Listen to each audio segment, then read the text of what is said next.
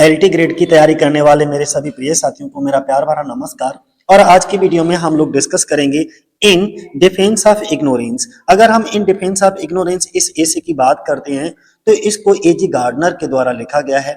ठीक है, A G gardener का जन्म 1865 को और मृत्यु 1946 को हो जाती है। चलो शुरुआत कर लेते हैं। सबसे पहला हमारा एमसीक्यूज कौन सा है? इसमें कहा गया है कि he is the editor of Daily News, he writes under the pen name Alpha. देखो ये जरूर ध्यान बनाए रखना, Alpha of the plough. He is a British journalist, editor, author. He is बोला गया है वह डेली न्यूज के संपादक थे। वे अल्फा ऑफ द प्लो उपनाम से लिखते थे। वे एक ब्रिटिश पत्रकार, संपादक और लेखक थे। वे कौन थे? तो ये सब चर्चा जो हो रही है वो किसके बारे में हो रही है? एजी गार्डनर के बारे में हो रही है। सी ऑप्शन हमारा क्या हो जाएगा? सही हो जाएगा। अगला क्वेश्चन 2 नंबर पे देखो। 2 नंबर पे कहा गया है but at the end of all your learning you will be astonished at how little you know, this line appears in। लेकिन आपकी सारी विद्या के अंत में आप यह देखकर चकित रह जाएंगे कि आप कितना कम जानते हैं। यह पंक्ति कहां से ली गई है? इन डिफेंस ऑफ इग्नोरेंस से ही ली गई है। और इन डिफेंस ऑफ इग्नोरेंस को किसने लिखा? एजी गार्डनर। तो बी ऑप्शन हमारा सही हो जाएगा।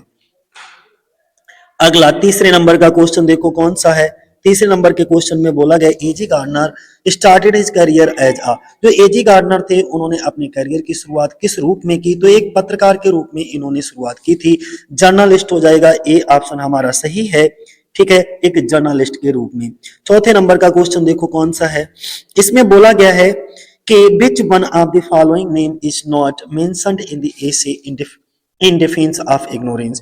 जो डिफेंस ऑफ इग्नोरेंस निबंध है, निम्न में से किस नाम का उल्लेख नहीं है?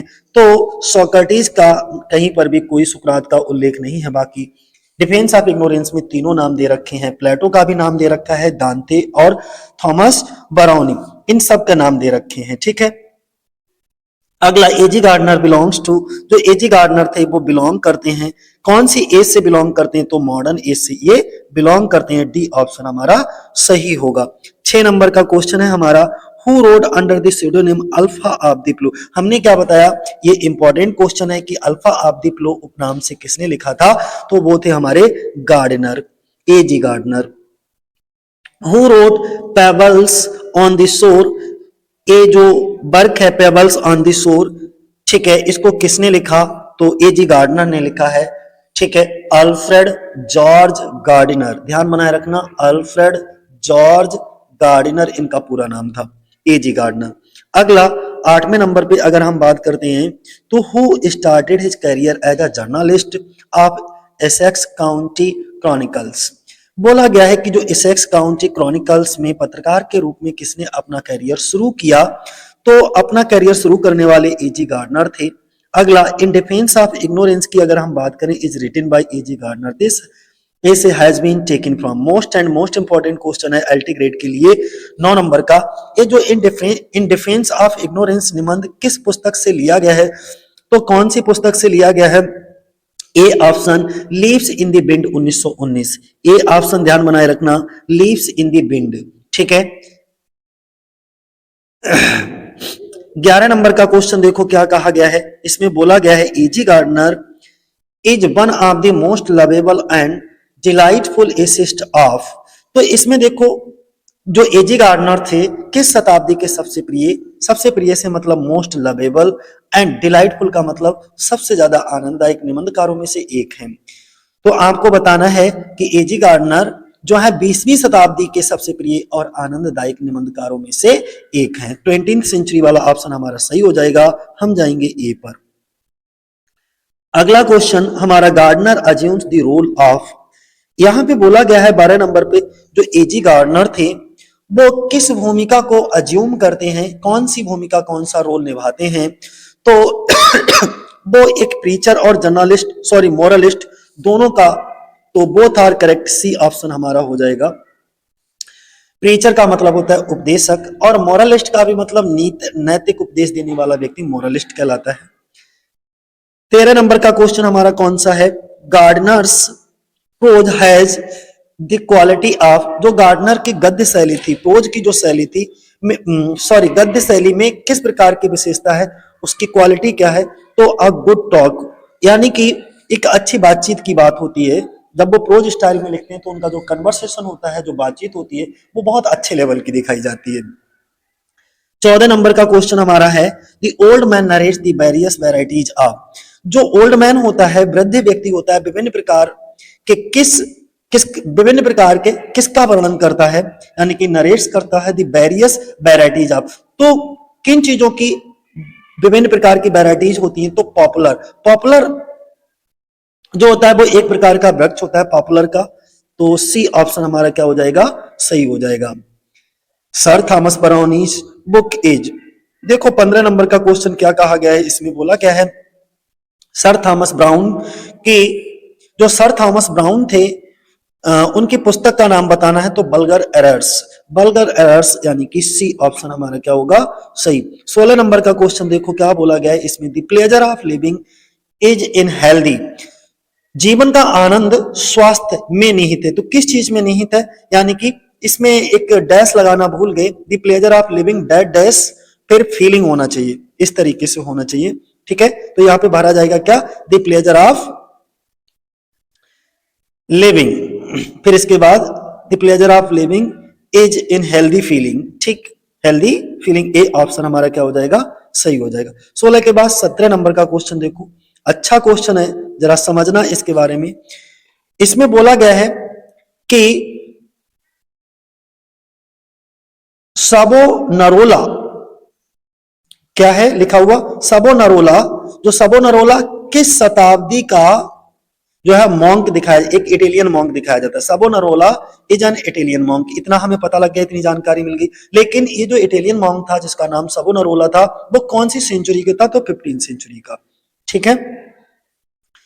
अगला क्वेश्चन देख लो 18 नंबर पे क्वेश्चन है हमारा, who used to say that a little old woman who kept the faith knew more than Plato and Aristotle. किसने कहा था कि एक छोटी सी बूढ़ी महिला जो अपने विश्वास पर कायम रहती है, वह प्लेटो या अरस्तु से अधिक जानती है।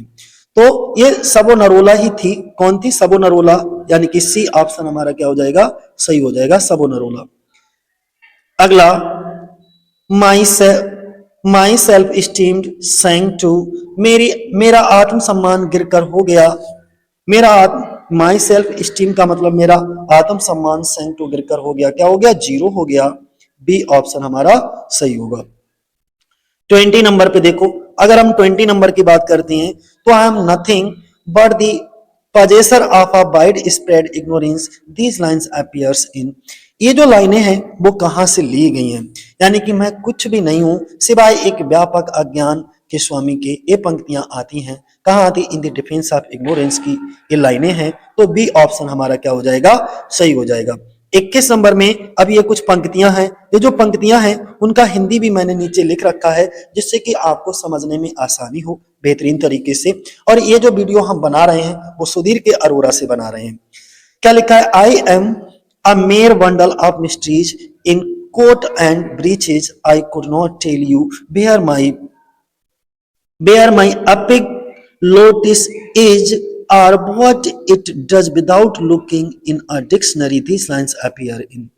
देखो इसमें क्या कहा गया है, जरा ध्यान से समझो। इसमें बोला गया है कि इस पंक्ति में लेखक कहता है, मनुष्य स्वयं अपने शरीर और ज्ञान के बारे में बहुत कम जानता है, वह अपनी अज्ञानता को विनम्रता से स्वीकार करता है। ये विचार पूरे निबंध इन डिफेंस ऑफ इग्नोरेंस का जो है वो सेंट्रल थीम था, केंद्रीय विषय है, जहां गार्डनर अज्ञान को स्वाभाविक और आवश्यक मानते हैं कि हमेशा हमको कभी कभी क्या होता है, बहुत बुद्धिमान होना भी खतरनाक होता है, ठीक है, कुछ चीजों को ना जानना ही हमारे खुशियों के लिए भला होता है। और इसमें ये बात बताई गई है कि कुछ चीजों को इग्नोर कर देना हमारे लिए खुशी प्रदान करता है। तो ये लाइनें कहां से, गार्डनर के डिफेंस ऑफ इग्नोरेंस से ली गई है। अब 22 नंबर का क्वेश्चन भी यही है। इसमें देखो, आई सी फिर striding across the southern heaven and feel the wonder and the majesty of that stupendous spectacle, but if I ask myself what I know about it, I have no answer। देखो इसका हिंदी क्या है, इसका हिंदी है, यहाँ ओरियन एक काल पुरुष नक्षत्र का वर्णन किया गया है यहाँ पे ओरियन, जो आकाश में चलता हुआ योद्धा जैसा प्रतीत होता है। लेखक कहता है वह इस दृश्य की भव्यता को तो महसूस करता है, लेकिन उसके वैज्ञानिक ज्ञान के बारे में कुछ नहीं जानता। ये अज्ञान और सौंदर्य अनुभूति के संबंध को दर्शाता है। लेखक आकाश के अद्भुत दृश्य को देख करके बड़ा आश्चर्य अनुभव करता है, परंतु जब वह स्वयं से पूछता है कि उसे उसके इसके वैज्ञानिक तथ्य क्या पता है, तो उसके पास इसका उत्तर नहीं होता है। संदेश यह है इन लाइनों में, किसी वस्तु का आनंद लेने के लिए उसका वैज्ञानिक ज्ञान आवश्यक नहीं है। ठीक है, बस आनंद आ रहा है तो लीजिए। ओरियन कौन सा ऑप्शन होगा हमारा? ए ऑप्शन इसका, वहां पे जो फिल इन द ब्लैंक्स था उसमें ओरियन भरा जाएगा। 23 नंबर का क्वेश्चन देखो क्या कहा गया है। आई फेल्ट लाइक इसमें भरा जाएगा charging to the refuge of innocence. तो देखो यहां लेखक स्वयं की तुलना एक सूरवीर कौन होता है? नाइट से करता है, जो मासूमियत की रक्षा के लिए आगे बढ़ता है। गार्डनर अज्ञान का बचाव एक नैतिक और वीरतापूर्ण कार्य के रूप में प्रस्तुत करता है। तो यहाँ पे 23 नंबर पे क्या भरा जाएगा? नाइट, यानी कि सी ऑप्शन हमारा क्या हो जाएगा? सही हो जाएगा। 24 नंबर का क्वेश्चन देखो क्या है। But it is present to, और इसमें भरा जाएगा a future conquest that you would not make. इसका मतलब क्या हुआ? इसका मतलब ये हुआ, लेखक कहता है कि जो उपलब्धियां हम कभी हासिल नहीं करेंगे उनके बारे में सपने देखना भी सुखद होता है। यह मानव स्वभाव, कल्पना और अज्ञान से मिलने वाले आनंद को दर्शाता है। तो वहां पे क्या भरा जाएगा? ड्रीम भरा जाएगा यहाँ पे। But it is present to dream of future. ठीक है। 25 नंबर का क्वेश्चन देखो क्या बोला गया है इसमें। The fund of knowledge is a collective sum. No one has all the items, nor a fraction of the items, and there are few of us so poor as not to have some. These lines appear in. अब वो कहता है कि इन पंक्ति का अर्थ ज्ञान सामूहिक होता है। कोई भी व्यक्ति संपूर्ण ज्ञान नहीं रखता, लेकिन हर व्यक्ति के पास कुछ ना कुछ ज्ञान अवश्य होता है। गार्डनर यहाँ यही सिद्ध करते हैं कि अज्ञान शर्म की बात नहीं है, नॉलेज ना होना शर्म की बात नहीं है, बल्कि समाज के लिए उपयोगी है। आप उसमें आनंदित लीजिए। ये सभी लाइनें एजी गार्डनर के डिफेंस ऑफ इग्नोरेंस से ली गई हैं।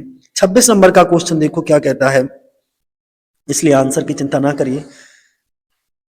Our carrying varies infinitely, but we all carry something, and it differs from the store of anyone else on earth.